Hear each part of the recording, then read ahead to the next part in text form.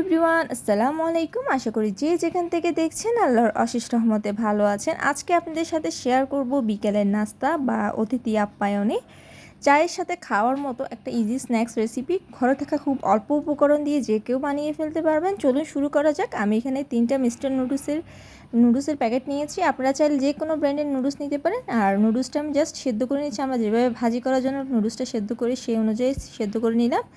দেন পানিটা ঝরিয়ে একটা বলে আমি পেঁয়াজ কুচি, কাঁচামরিচ কুচি আর দিয়েছি নুডলসে থাকা সেই মশলার প্যাকেটগুলো। 3টে নুডলস ইউজ করেছি, তাই 3টার মশলা দিয়েছি।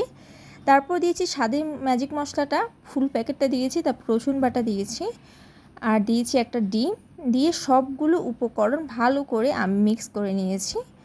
মিক্স করে আমি এর মধ্যে ধনিয়া পাতা দিয়ে দিয়েছি। ধনিয়া পাতা দিয়ে আর সামান্য একটু লবণ দিয়েছি। লবণটা এক্ষেত্রে বুঝে দিবেন, যেহেতু নুডলসের মশলাতে লবণ থাকে। এরপর আমি কর্নফ্লাওয়ার দিয়ে জাস্ট ডো শেপ দেওয়া যায় এরকম একটা শেপের জন্য আমি জাস্ট কর্নফ্লাওয়ার অতটুকু ইউজ করেছি। এটা আসলে বুঝে নিতে হবে দেখে। এরপর আমি এটা তেলটা গরম হয়ে যাওয়ার পর একে একে আমি পাকোড়াগুলো ভেজে নিয়েছি মিডিয়াম টু লো আছে। এক পাশ যখন ভাজা হয়ে আসবে তারপর এটা উল্টে দিতে হবে। এর আগে কিন্তু উল্টালে ভেঙে যাবে, তাই খুব সাবধানে কাজটা করতে হবে। তো রেসিপিটি কেমন লেগেছে